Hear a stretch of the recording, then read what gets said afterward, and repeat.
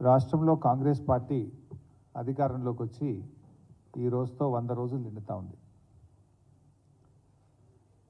రాష్ట్ర ప్రజలకు ఎన్నికల సందర్భంగా 100 రోజుల్లో 6 గ్యారంటీలు 13 హామీలు అమలు చేస్తామని బాండ్ పేపర్ల మీద నోటరైజ్డ్ డాక్యుమెంట్లు చేసి ఇంటింటికి పంచి అధికారంలోకి వచ్చిన కాంగ్రెస్ తన మాట నిలుపుకోలేకపోయింది. రాష్ట్ర ప్రజల్ని దారుణంగా మోసం చేసింది. 100 రోజుల పాలన 3 విచారణలు 6 వేధింపులు అన్నట్టుగా సాగింది. ప్రమాణ స్వీకార చేసే ముహూర్తం మాత్రం ముఖ్యమంత్రి గారు 2 రోజులు ముందుకు జరుపుకున్నారు. ఆ రోజు ఏం చెప్పారంటే డిసెంబర్ 9వ తేదీ సోనియా గాంధీ జన్మదినం రోజు ప్రమాణ స్వీకారం చేస్తాను, నా మొదటి సంతకం 2 లక్షల రుణమాఫీ మీదనే ఉంటుందని, ఏకకాలంలో 2 లక్షల రుణమాఫీ చేస్తామని బహిరంగ వేదికల మీద ప్రకటించినటువంటి రేవంత్ రెడ్డి గారు ప్రమాణ స్వీకార సమయాన్ని మాత్రం 2 రోజులు ముందుకు జరుపుకున్నారు. హామీలు అమలు చేయమంటే మాత్రం అది వెనక్కు జరుపుతూ ఉన్నారు. కుర్చీని ఎక్కడంలో గద్దెనెక్కడంలో మాత్రం 2 రోజులు ముందుకు జరుపుకున్నారు. ప్రజలకిచ్చిన హామీలు అమలు చేయమంటే మాత్రం దాటవేస్తున్నారు. వారు అనేక విషయాలు చెప్పారు. గ్యారంటీలకు మొదటి క్యాబినెట్లోనే చట్టబద్ధత చేస్తామని చెప్పి మాట తప్పింది కాంగ్రెస్ పార్టీ. ప్రతిరోజు ముఖ్యమంత్రి గారి కార్యాలయంలో ప్రజా దర్బార్ అన్నారు, చేయించారు. పూటకో మాటతో ప్రజల్ని మభ్యపెడుతున్నారు. ప్రగతి భవన్ను కూలుస్తాం, నాలెడ్జ్ సెంటర్ను ఏర్పాటు చేస్తామన్నారు, విలాసవంతమైన సౌకర్యాలు అన్నారు. కానీ ఈరోజు చూస్తే ఉప ముఖ్యమంత్రి గారే అందులో ఉంటున్నారు. అసెంబ్లీను సందర్శించిన ముఖ్యమంత్రి గారు అసెంబ్లీ స్వరూపాన్నే మార్చేస్తాం 3 నెలల్లో అన్నారు. తట్టెడు మట్టి కూడా తవ్విన పరిస్థితి లేదు. రైతు భరోసా ఇస్తున్నామని అంతర్జాతీయ వేదికలపై గొప్పలు చెప్పుకున్నారు.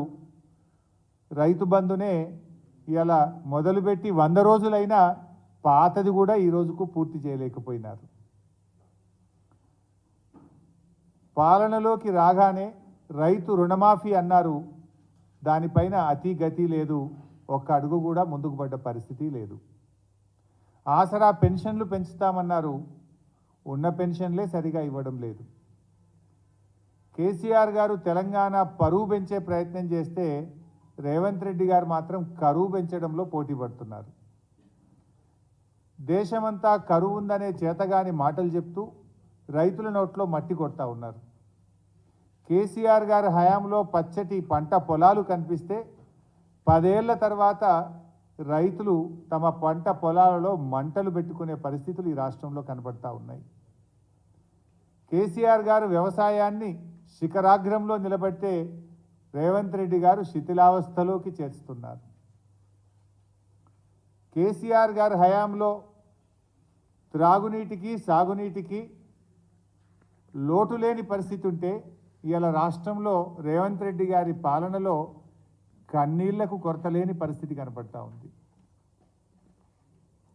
మిషన్ భగీరథ ఇంటింటికి నీళ్ళు ఇచ్చే పథకం కేసీఆర్ గారు తీసుకొస్తే రేవంత్ రెడ్డి గారి రాజ్యంలో మళ్ళీ ఖాళీ బిందెల ప్రదర్శన కనబడతా ఉంది. స్వయంగా ఆయన నియోజకవర్గం కొడంగల్లోనే కనబడ్డది. నిన్నెవరో ఖమ్మం నుంచి వచ్చి చెప్తా ఉన్నారు, ఖమ్మం పట్టణంలో ప్రతి 3 రోజులకు ఒక్కసారి నల్లా వస్తుందట. ఈరోజు గత 5 ఏళ్ళు కేసీఆర్ గారి హయాంలో ఖమ్మంలో ప్రతిరోజు ఇంటింటికి త్రాగునీరు వచ్చింది. మీరు వచ్చిన 100 రోజుల్లోనే ఏమైపోయింది? 3 వద్దులకు ఒక్కసారి ఖమ్మం పట్టణంలో నల్ల నీళ్ళు ఎందుకు వస్తున్నాయి?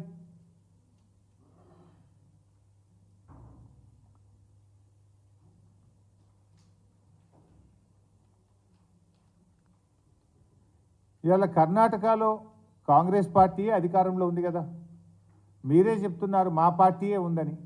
కనీసం కర్ణాటకను ఒప్పించో మెప్పించో తాగునీళ్ళు తీసుకురావడానికి, సాగునీరు మీరు ఎట్లా తేలేకపోతున్నారు కానీ త్రాగునీరైనా తేవడానికి కర్ణాటకను ఒప్పించడంలో మీరు పూర్తిగా వైఫల్యం చెందినారు.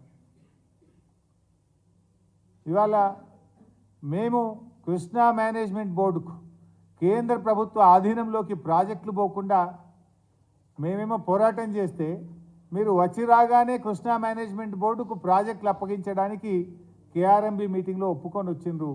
మళ్ళీ బీఆర్ఎస్ పార్టీ ఉద్యమ బాట పడితే బీఆర్ఎస్ పోరాడితే మళ్ళీ తోక ముడిచి ప్రాజెక్టులు ఇవ్వమని అసెంబ్లీలో తీర్మానం చేసిండ్రు. మీ మేనిఫెస్టోలో 100 రోజుల్లో గొల్ల కుర్మలకు 2వ దశ గొర్రెలు ఇస్తామని చెప్పి మాట ఇచ్చిండ్రు. 100 రోజులు నిండినా ఒక్కరికి కూడా గొర్రె పిల్లలు ఇవ్వకపోతురి.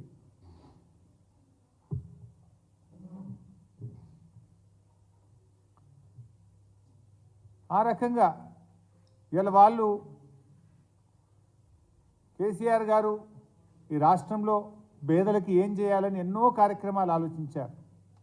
గర్భిణీ స్త్రీలకు ఏం చేయాలి అని అలా ఎన్నెన్నో కార్యక్రమాలు, అంటే కొత్త కొత్త కిట్లు అందించారు. కేసీఆర్ గారు కొత్తగా ఆలోచించి కిట్ల పథకాలు ప్రవేశపెడితే రేవంత్ రెడ్డి గారు తెలంగాణను తిట్లతో కలుషితం చేస్తూ ఉన్నారు. తిట్లలో పోటీ పడుతున్నాయి. కేసీఆర్ గారు కిట్లలో పోటీ పడితే రేవంత్ రెడ్డి గారు తిట్లలో పోటీ పడుతున్నారు. 100 రోజులకోసారి 100 రోజుల్లో ముఖ్యంగా మీరు ఏదైనా సాధించిందంటే 10 సార్లు ఢిల్లీకి అయితే పోయించారు.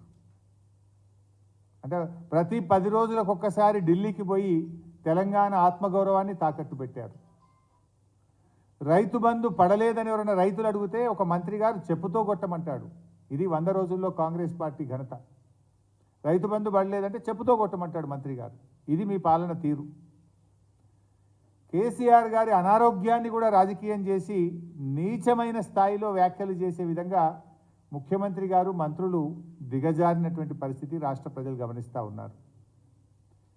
పార్లమెంట్ ఎన్నికల్లో కాంగ్రెస్ బీజేపీలు కుమ్మక్కైన విషయం మొన్నటి బడేబాయి చోటేబాయి దాంతో రాష్ట్ర ప్రజలకు సంపూర్ణంగా అర్థమైపోయింది. ఎందుకంటే మొన్న ఈ 100 రోజుల్లో ముఖ్యమంత్రి గారు మాట్లాడినటువంటి తీరు, ఆయన వ్యవహార శైలితో ఈ బడేబాయి చోటేబాయి బంధం ఇవాళ రాష్ట్ర ప్రజలకు సంపూర్ణంగా అర్థమైంది. ఢిల్లీలో కాంగ్రెస్ బీజేపీలు బద్ధ విరోధులు, తెలంగాణలో మాత్రం వారిది బలమైనటువంటి బంధం కనబడతా ఉంది. ప్రతిపక్షంలో ఉండగా ఇదే రేవంత్ రెడ్డి గారు వలసల పైన ఓ పతివ్రతలాగా మాట్లాడినాడు. పార్టీ మారితే వాళ్ళను రాళ్లతో కొట్టమని మాట్లాడిండు. ఇప్పుడు బీజేపీ నాయకుడికి టికెట్ రాకపోతే ఆయన ఇంటికే పోతున్నాడు. అబ్బా, ఎంత ఔదార్యం, ఎంత ప్రేమ! ఇట్లా అనేక అంశాలపై ఇవాళ యూటర్న్ తీసుకున్నారు. మీరు అట్లా చెప్పుకుంటూ పోతే పెద్ద లిస్టు. అదేంటి ఫార్మాసిటీ రద్దు, తర్వాత లేలే మేము 3000 ఎకరాలకు ఫార్మాసిటీ పెడతాం, మెట్రో రైలు రద్దు, లేలే రూటు మారుస్తాం. ఇట్లా అనేక విషయాల్లో యూటర్న్ తీసుకున్నారు. వీరి పాలనలో యూటర్ను యూట్యూబ్ పాలనే కనబడతా ఉంది.